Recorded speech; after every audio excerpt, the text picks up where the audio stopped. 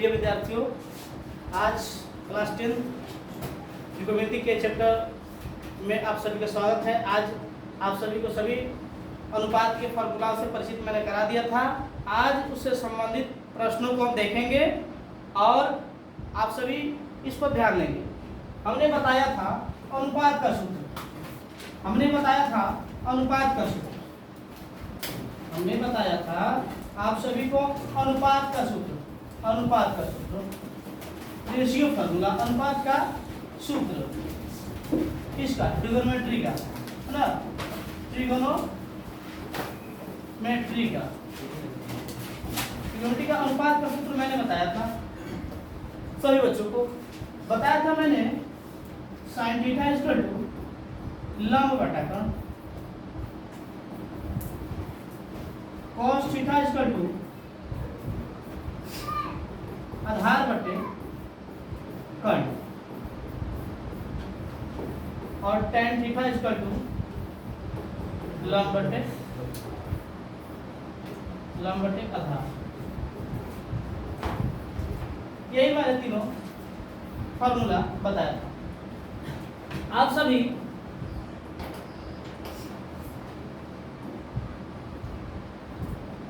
सभी को यही याद करना है। जब ये तीन याद कर लिए तो इसका तीनों उल्टा जो होता है याद कर लिए। समझिए कि साइन याद कर लिए तो कॉसेक भी याद कर लिए, क्योंकि साइन का प्रतिलोम क्या होता है? साइन का प्रतिलोम आपका क्या होता है? साइन का प्रतिलोम आपका क्या होता है? Cosec theta. बोला नहीं, कॉसेक थीटा। अब देखिए, तो साइन का प्रतिलोम ये होता है। प्रतिलोम मतलब एक तरीके से उल्टा, मतलब इन्वर्स।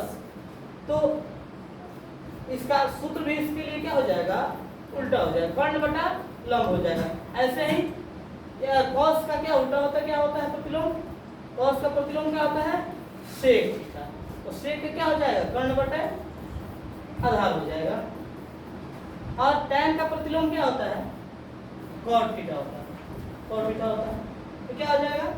लंब बटे, ये आधार हो रहा है तो आधार, इसको उलट देंगे, आधार बटे लंब। क्यों उलट रहे हैं? क्यों उल्टा कर रहे हैं? क्योंकि cot थीटा क्या होता है? tan थीटा का प्रतिलोम होता है ना? प्रतिलोम मतलब उल्टा। समझिए। अब देखिए, इतना चीज मैंने बता दिया था। इसमें से तीन ही चीज आपको याद रख लीजिए ना, ये तीनों याद हो जाएगा। इसको उलट देना है। इसमें आप लोग को याद करने में कठिनाई होती है। कठिनाई क्या होती है मैं बता रहा हूं।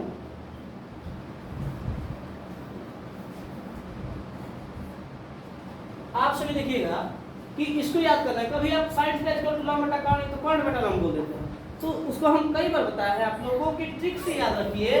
ट्रिक याद रखिए, आप लोग बता चुके हैं हम कि लाल बटा, है ना? हम आप लोग ट्रिक बता चुके हैं, लाल बटा काका के एल से लंब हो जाएगा, के से कर्ण। तो किसका हो जाएगा? साइन थीटा का हो जाएगा। ए से क्या? आधार, के से कर्ण। आधार बटा कर्ण किसका हो जाएगा? cos theta. एल से लंब और ए से आधार, लंब बटे आधार। तो किसका हो जाएगा? tan थीटा का। तो देखिए, तो साइन का लंब बटा कर्ण, एल से लंब, के से कर्ण आ गया। तो ये ट्रिक अगर याद रहेगा आप सब समझिए, ये ट्रिक याद रहेगा तो आप सभी क्या कर सकते हैं? आसानी से इसको याद कर सकते हैं। कभी भी याद रहेगा, आप भूल गए तो फट से याद हो जाएगा। लाल बटा करता, फिर इसको उलट दीजिए तो ये वाला आ जाएगा तीनों। यही ना आप लोग याद करना था जी। तो आप ये याद रखिए, लाल बटा का कर लीजिए, फट से लंब बटा कर्ण क्या हो जाएगा? साइन थीटा का हो जाएगा। यही सभी ने आप लोग को बताया गया था। यही नहीं याद करने के लिए बोले थे हम। और उसके बाद पाइथागोरस थ्योरम बताए थे आप सभी को। पाइथागोरस थ्योरम बताए थे। इसके बाद मैंने पाइथागोरस थ्योरम बताया था। इसके बाद मैंने आप सभी को पाइथागोरस थ्योरम बताया था। पाइथागोरस प्रमेय या सूत्र जो भी कहिए, कि कर्ण का वर्ग, ये बताया था, कर्ण का वर्ग अन्य दो भुजाओं के वर्गों के योग के बराबर होता है। अन्य दो भुजाओं के वर्गों के योग के बराबर होता है। इसी से मैंने तीन सूत्र निकाला था। एक कर्ण का निकाला था, है ना? अंडर रूट, ये स्क्वायर वाला अंडर रूट हो जाएगा, लंब स्क्वायर, है ना, प्लस आधार स्क्वायर। मैंने ये बताया था। अब इसी से क्या निकल जाएगा? लंब भी निकल जाएगा। लंब आपका निकल जाएगा अंडर रूट कर्ण के स्क्वायर, है ना, माइनस लंब निकालना है तो किसको हटा देंगे, आधार को, आधार स्क्वायर। ऐसे ही अगर आधार आपको निकालना है तो क्या करेंगे, अंडर रूट कर्ण का स्क्वायर माइनस लंब का स्क्वायर। ये सारे फॉर्मूला आपको बता दिए थे हम, ये सब फॉर्मूला हम आपको बता दिए थे।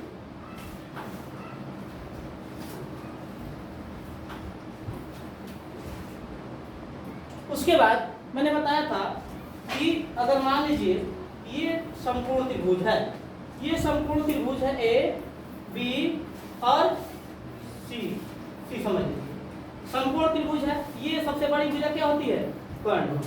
अगर मान लीजिए यहाँ पर एंगल है थीटा है, तो थीटा के सामने वाली भुजा क्या होती है, लंब होती है। और जो बच गया वो क्या होता है, आधार। यही ना बताया था, ये समझना है। और सबसे बड़ी भुजा कर्ण, समकोण त्रिभुज में जैसे महाभारत का कर्ण एक था, वैसे समकोण त्रिभुज की भुजा एक है जो कोई बदलती नहीं है, वो क्या है, कर्ण।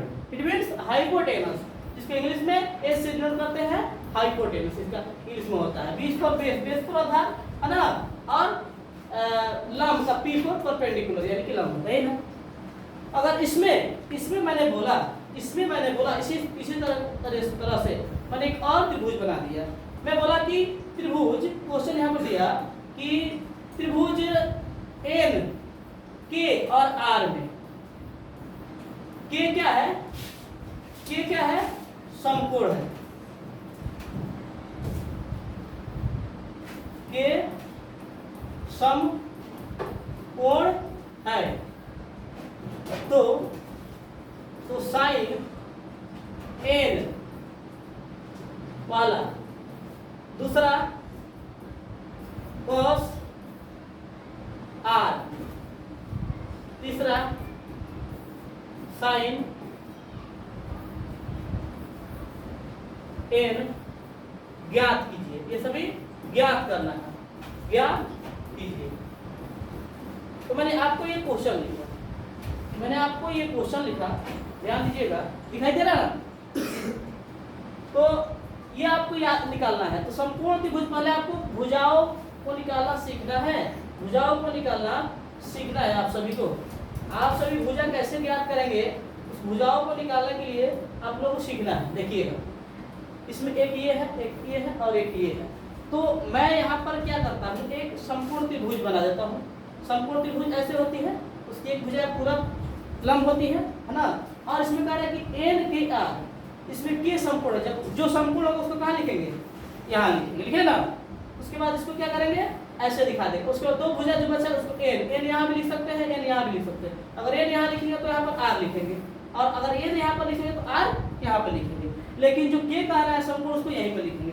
तो आपको क्या क्या ज्ञात करना है, पहला ज्ञात करना है साइन एन। देखिए ज्ञात करना है ना, पहला आपको साइन एन ज्ञात करना है, पहला आपको साइन एन ज्ञात करना है। तो साइन एन ज्ञात करने के लिए आपके क्या सूत्र क्या होता है, लंब बटे कर्ण, है ना। अब देखिए लंब बटे कर्ण होता है,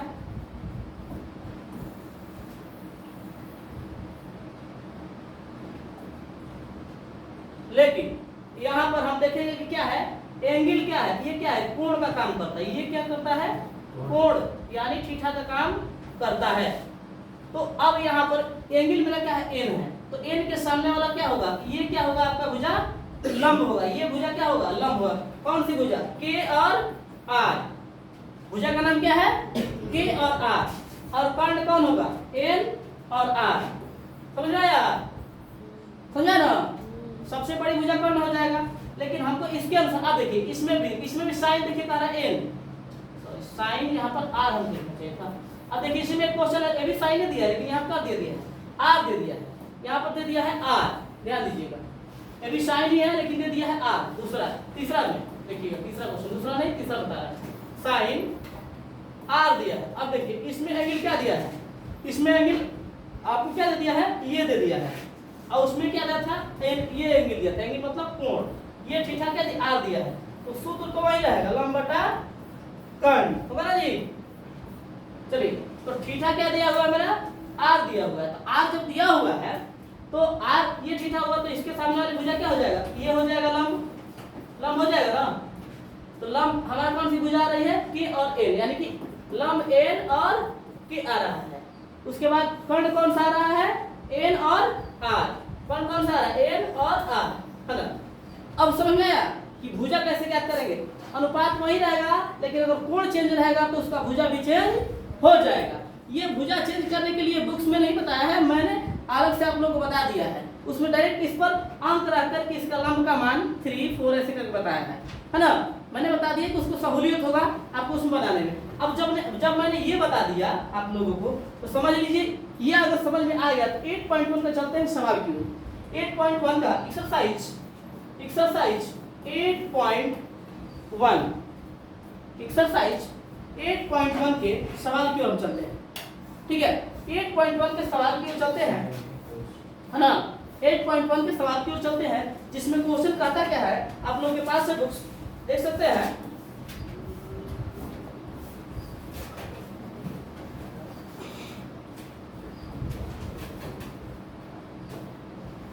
क्वेश्चन कहता है कि समकोण त्रिभुज, आपका करेंगे समकोण त्रिभुज एबीसी में। तो सबसे पहले क्वेश्चन में 2 पार्ट्स होता है, एक क्या उसमें दिया हुआ है और क्या निकालना है। अगर हमने समझ लिया कि क्या दिया निकालना है और क्या दिया हुआ है तो क्वेश्चन बन गया। नहीं तो बहुत सारे बच्चों को कठिनाई होती है कि कैसे इसको बनाए, ना उसको स्वरूप पता चलता है ना उसका अंक पता चलता है। क्वेश्चन तो बना देता है, बनाने उसको आता है, लेकिन पता नहीं चलता कैसे स्टार्ट करें। तो स्टार्ट कुछ नहीं करना है, जो क्वेश्चन में दिया हुआ होता है जिसका आंसर निकालना होता है, आप चुपचाप आंख मूंद के लिख दीजिए कि ये दिया है। जैसे मान लीजिए मैंने यह बनाया तो यहाँ पे प्रश्न 1 है, तो हम इसे हल यहाँ पर लिख दिया। हिंदी में अगर बना रहा है तो इंग्लिश में लिखा है तो सॉल्व लिखेंगे, सॉल्यूशन लिखेंगे, है ना। तो हल लिख दिया, इसमें लिखा दिया है त्रिभुज ए बी सी में। देखिए ध्यान से, त्रिभुज ए बी सी में, है ना, कोण बी क्या है, समकोण है। तो समकोण को हम 90 डिग्री लिख सकते हैं। उसमें दिया है कि बी समकोण है। और क्या दिया है, ए बी दिया है मेरा 24 cm और बी सी दिया है 7 cm। देखिए ध्यान से, आप 7 cm दिया हुआ, ध्यान दीजिए। अब इसमें हमको करना क्या है, तो इसमें 2 क्वेश्चंस दिया है जिसमें 4 क्वेश्चंस है। पहला है साइन ए कॉस ए, ये सभी क्या है, भुजाओं का अनुपात निकालना है। अब देखिए दूसरा में दिया है, ये आपको निकालना है, बात कर देते हैं। दूसरा दिया साइन सी और कॉस सी, ध्यान दीजिएगा आप सभी। तो देखिए इसको भी क्या करना है, निकालना है। क्वेश्चन चिन्ह लगाते हैं, प्रश्नवाचक यानी कि निकालना है। देखिए ध्यान से, अब इसमें 4 है तो 2 ही त्रिकोणमितीय अनुपात दिया है, साइन और कॉस, लेकिन एंगल बदला है तो 4 हो गया। तो इसमें ये नहीं कि क्वेश्चन 2 ही है, 4 क्वेश्चन है इसमें, समझिए कैसे है। सबसे पहले हम देखेंगे कि क्या दिया हुआ है, उसके अनुसार हमने एक त्रिभुज ड्रॉ कर दिया। अब त्रिभुज कब बनेगा, देखेंगे एंगल अलग अलग है, सी है, ए है ना, सब एंगल अलग अलग है कि नहीं है। देखिए तो सब एंगल अलग, इसमें साइन ए है तो इसमें साइन सी है, इसमें कॉस ए है तो इसमें कॉस सी है। सब में एंगल बदल के दिया है। जब एंगल बदलेगा तो हम त्रिभुज बना लेंगे। अब सब अगर ए रहता है, चाहे साइन रहे चाहे कॉस रहे, चाहे 6 रहे, 6 में 6 रहे, है ना, साइन कॉस टेन कॉस का भी है, लेकिन अगर उसमें एंगल एक ही रहे त्रिभुज नहीं बनाएंगे। अगर एंगल अलग अलग दिया है त्रिभुज बना लेंगे, उससे आंसर लाने में कठिनाई नहीं होगी, सही सटीक आंसर आएगा।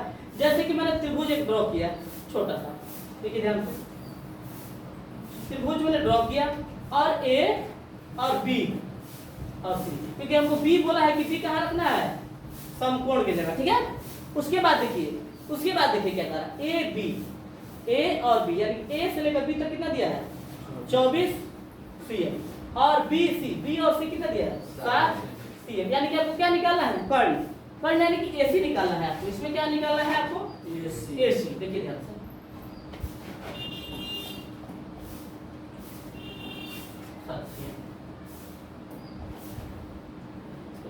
छोटा करते हैं।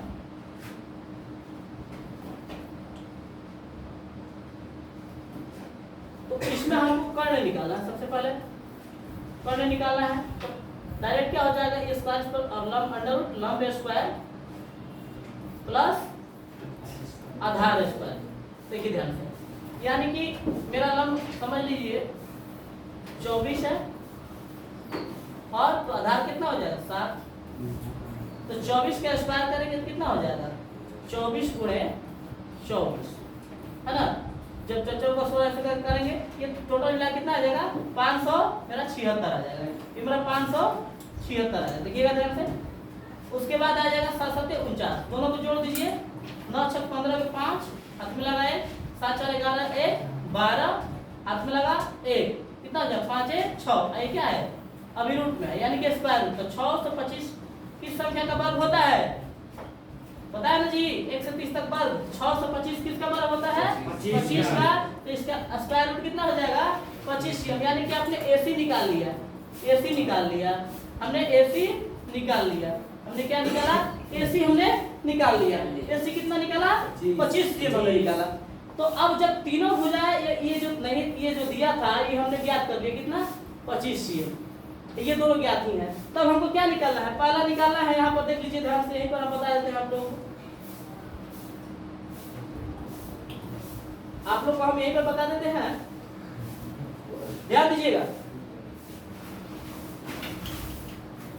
अब पहला आपका दिया है साइन A, तो देखिए ध्यान से, साइन A इक्वल टू क्या होगा लंब बटे कर्ण। कर्ण अभी हमने बताया आप लोगों को, साइन थीटा इक्वल टू क्या होता है लंब बटे कर्ण। अब देखिए लेकिन एक आ रहा है तो एंगल आ रहा है, तो लंब मेरा कौन होगा, लंब मेरा कौन होगा BC, कर्ण कौन होगा AC। तो अब देखिए एक आ रहा है तो लंब ये हो गया, तो BC कितना दिया हुआ है बोलिए तो, अरे BC का मान कितना दिया हुआ है, अरे BC कितना हुआ है आपको 7 हुआ ना जी, 7 से देखो ध्यान से। अब उसके बाद AC कितना निकाला है हमने 25, जो नहीं दिया तो हमने निकाला कितना 25, तो 7 बटे 25 ये किसका हो जाएगा, पहला में का साइन का हो जाएगा। अब पहला में का देखिए cos A, तो cos का सूत्र होता है आधार बटे कर्ण होता है जी। तो A दिया है तो लंब ये हो जाएगा, लेकिन हमको लंब पहले चाहिए नहीं, क्या चाहिए आधार चाहिए, तो ये लंब हो गया A के सामने वाला लंब, इसमें भी एंगल क्या है A दिया हुआ है, लंब ये हो गया कर्ण ये हो गया, तो कौन आधार हुआ A और B, आधार कौन हुआ A B, अब कर्ण वही रहेगा, कर्ण तो बदलता नहीं है, तो क्या हो जाएगा AC, तो क्या हो जाएगा AB कितना दिया है मेरा 24 और AC कितना निकाला हमने 25। दूसरा आंसर आपका ये हो जाएगा, दूसरा आंसर आपका ये हो जाएगा, दूसरा आंसर ये हो जाएगा। उसके बाद देखिए ध्यान से सॉल्व कर लेते हैं, इसी में का दूसरा दिया हुआ है, दूसरा दिया साइन C, तो पहले हम वही लिखेंगे लंब अपॉन कर्ण। अब देखिए C का रहा है तो लंब कौन हो जाएगा, इसके सामने का ये हो जाएगा A और B हो जाएगा जी, कर्ण वही रहेगा, कर्ण चेंज होगा ही नहीं। देखिए AB का मान कितना है बोलिए 24, AC का मान 25, ये आपका निकल जाएगा साइन C का।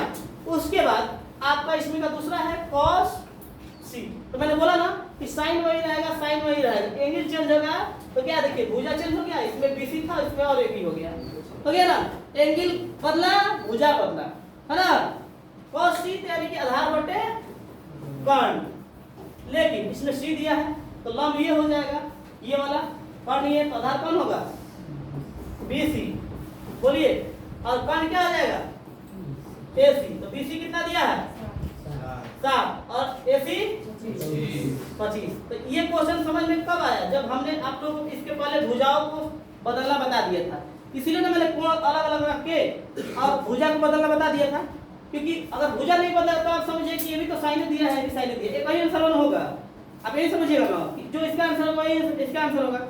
अगर आप नहीं जानते हैं तो ऐसा मान लीजिएगा, लेकिन अगर आप जान ले कि A है और C है तो कोण बदलेगा तो इसके क्या होगा भुजा भी बदलेगा, तो आंसर आपका इतना आ जाएगा। तो ये सारे आपके क्या हो जाएंगे आंसर हो जाएंगे, दिखाई दे रहा है सबको, ये आंसर हो गया, ये आंसर हो गया, ये आंसर हो गया और ये आंसर हो गया।